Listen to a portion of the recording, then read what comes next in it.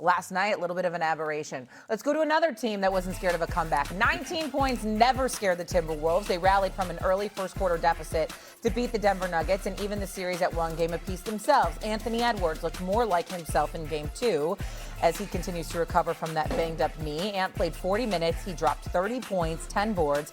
As for the Nuggets, they struggled late in the game, especially their stars. Look at this. Although the box score does show Nikola Jokic finished with a double-double, Jamal Murray at 30 points, that duo could not find it in the fourth, combining for just 4 points, 2 of 12 shooting. The two combined for 50 points in the first 3 quarters. And Jaden McDaniel says it wasn't just their shooting that was bad. What were some of the keys offensively as to really getting a rhythm? Go out for Jokic, Jamal, all the bad defenders, Tim Hardaway, Cam Johnson, Aaron Gordon, the whole team. Like, just go at them. They're all bad defenders. Yeah, they're all bad defenders. Those are some fighting words now. They're all bad defenders. I don't know about that. Bad night or bad sign for the Denver Nuggets last night? It'd be a little bit of both. Certainly a bad night. But what's interesting, this is a real rivalry, an understated rivalry. But it is now. You've played in the postseason enough times to have some dislike for each other. This played like a classic off-day comment where people are going after each other. They've got a day to get themselves, or 2 days to get themselves worked up. The Timberwolves have been in the conference finals 2 straight years. This needs to be a breakthrough time for them. And I know I'm one of the people, I thought that Denver at the beginning of the season, I picked Denver to win the whole thing. That pick may not hold up as long as I wanted to because they get Minnesota in this first round. Minnesota's built for this. Minnesota can defend at this level. Rudy Gobert, who we like to make a little fun of, we like to poke fun at Rudy. Perk, if I'm crazy, tell me, but it seems like I know Joker missed some shots that he normally makes. He's going to make some of those shots in game 3. But I thought Rudy bothered Joker last night, particularly in the fourth quarter. And Minnesota's one of the few teams that can answer and can guard him straight up. They didn't bring him late. They didn't try him late. It's like they had enough trust in Rudy to stay out of foul trouble and deal with Joker, and it worked. No, you're right. And look, it's a bad sign for the Nuggets. By the way, I had picked Minnesota to win this series in 6. Right, because I don't trust the Nuggets, and I definitely damn sure don't trust their defense. And when you hear what Jaden McDaniel comments, he didn't tell a lie.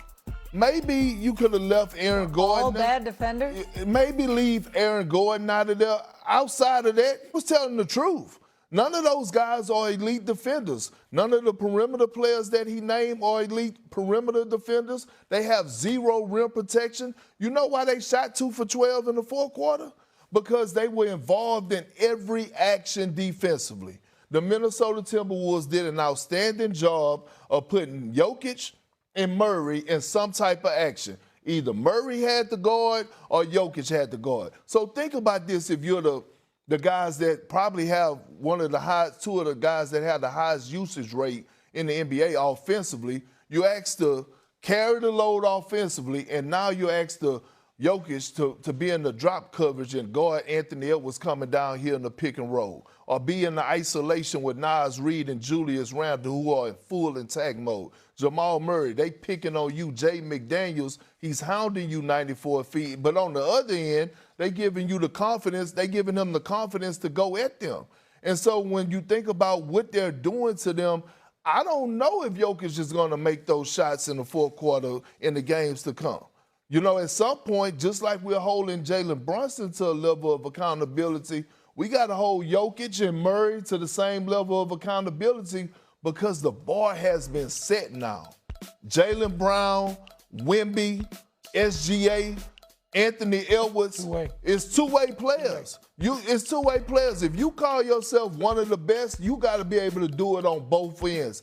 And to be honest, I feel like Jokic doesn't get enough criticism when it comes to blow-bys and just layups and letting people lay the ball up at the rim with no contest and then just hurry up to outlet the ball to hurry up and get on up. Nah, we got to start calling that out. He got to start playing some damn defense. But again, they got the perfect game plan. but this is gonna be a brawl for it all. But I don't. Hey, look, I like a little beef. Yeah. I like a little beef. Go ahead and make some hamburgers. I'm cool with it. Take a little trash talk. So 19-point lead slipped away. Last year we saw a 20-point lead by the Denver Nuggets sweep away, however you say that in the tense. This is definitely becoming a rivalry between these two teams because they constantly meet in the postseason, and they know that. Let's go back to the East, where the Cavs continued to roll against the Raptors last night. Donovan Mitchell, James Harden, Evan Mobley, all at 25 or more in a game where Cleveland never trailed. The Cavs will now head to Toronto for games 3 and 4, up 2-0 on the series. Can these Cavs make some noise in the playoffs beyond this series? This series, unfortunately, just doesn't have the same sex appeal, it feels like, as the other series do. They're already up 2-0. They feel like they've got a handle on the Raptors. Can the Cavs now make some noise beyond the Raptors, do you think? Ooh, this beyond the Raptors. The Cavs, after last year, Shay, they've got to prove it to me. I mean, we presumed last year with the Cavaliers. Now, the addition of James Harden changes a whole lot of stuff. And I think, and Perk, you know James. You've known James for a long time. I think there's an urgency to James's play now. That he knows, how many shots has he got left? Real good shots. The Celtics are playing the best in the East, no doubt, period. But if you're James Harden in Cleveland, you got to figure this is a shot to make that noise, Shay, that you're talking about. This ought not be a long series against Toronto. This is one where they need to take care of business. They need to have Harden, having some rest before they go into a next series. But again, we presumed this about Cleveland last year, and you talk about a team that did not deliver. They didn't. I ain't gonna say I think. I know they're going to the conference finals. They're gonna get through this series. And Toronto, look, successful season, they overachieved this year to a lot of people, but I actually picked them to make it, just to throw that out there, okay? But look, they're going to beat the win out of the Detroit Pistons and Orlando Magic, and they're going to the conference finals. Here's why I say that. James Harden is so great because his transition of being a point guard, a true point guard over the last 3 years don't get talked about enough, right? The ability to bring the best and make guys around him better, a la Jared Allen, Evan Mobley, even Donovan Mitchell. Donovan Mitchell has never played with a backcourt mate like James Harden. I just see Donovan Mitchell, he got that in his eyes as well, like back-to-back 30-plus games. And so, again, I got the Cavs going all the way to the conference finals on that side of the bracket. So the Cavaliers have won 12 straight playoff games against the Toronto Raptors. Talk about a franchise having someone else's number. This is it right here in this series. Coming up here on Thursday,